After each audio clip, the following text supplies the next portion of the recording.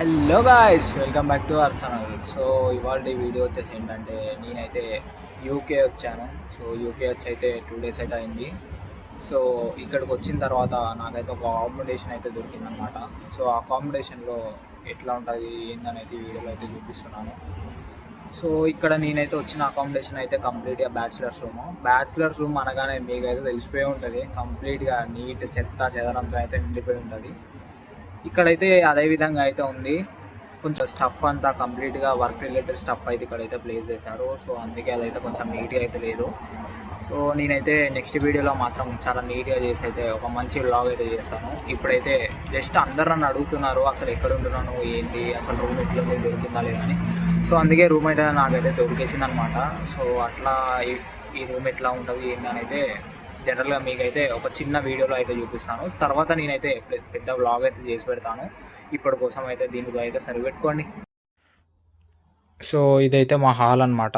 So యాక్చువల్గా ఇదంతా అయితే వీళ్ళైతే అంతా జాబర్స్. సో అట్లా వాళ్ళకి కావాల్సిన స్టఫ్ అంతా అయితే ఇందులో అయితే పెట్టేసుకున్నారు,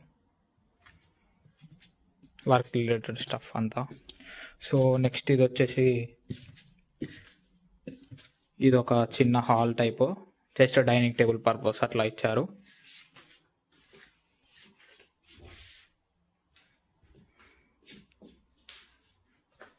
సో వీళ్ళైతే కార్లో అయితే వర్క్ చేస్తారంట. సో అట్లా కార్ యాక్సెసరీస్ అయితే ఇక్కడ పెట్టడం జరిగింది. సో నెక్స్ట్ ఇదైతే కిచెన్, వాషింగ్ మిషన్ ఇక్కడే ఉంది. ఇక్కడ రైస్ కుక్కర్, ఇక్కడ ఓవెన్, ఇది వచ్చేసి స్టవ్.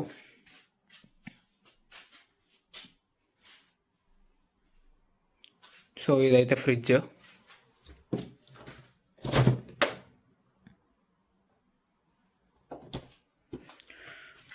సో ఇలా అయితే మేమైతే గడిపేస్తున్నాము. నెక్స్ట్ బట్టలు ఎండేసుకోవడానికి అయితే ఇక్కడైతే ఒక ప్లేస్ ఉంది.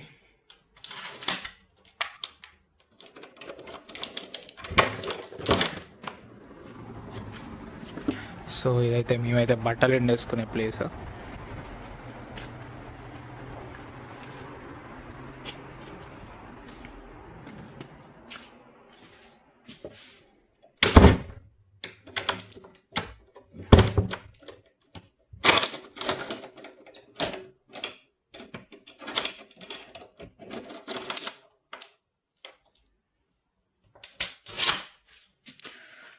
సో నెక్స్ట్ నేనైతే నా రూమ్ అయితే చూపిస్తున్నాను. యాక్చువల్గా నా రూమ్లో అయితే వేరే అతను అయితే ప్రజెంట్ అయితే ఉన్నాడు. ఒక 1 week కోసం అయితే తను వచ్చాడు. సో నేను ఇట్లా నా రూమ్కి వెళ్ళడానికి అయితే ఇలా స్టేర్స్ అయితే ఎక్కాల్సి వస్తుంది.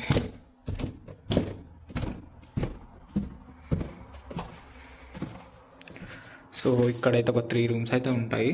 ఇదైతే వేరే వాళ్ళు అయితే ఉంటున్నారు ప్రజెంట్. సో ఇదేమో మా బాత్రూమ్ ఇదేమో.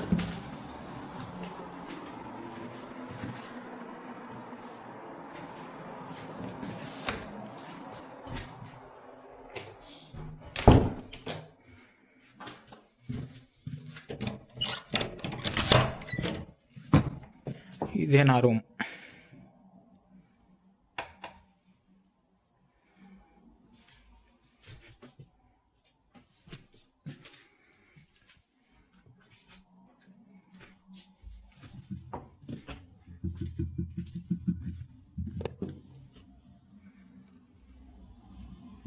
ఇక్కడ నుంచి వ్యూ అయితే బాగుంది.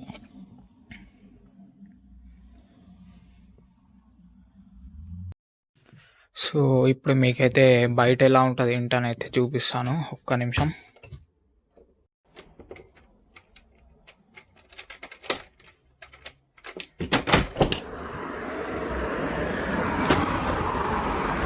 సో ఇవైతే డస్ట్బిన్స్. ఇక్కడైతే పార్కింగ్ అయితే ఏం లేదు, ఎవరి ఇంటి ముందర వాళ్ళైతే కార్స్ అయితే పెట్టేసుకోవాలంట.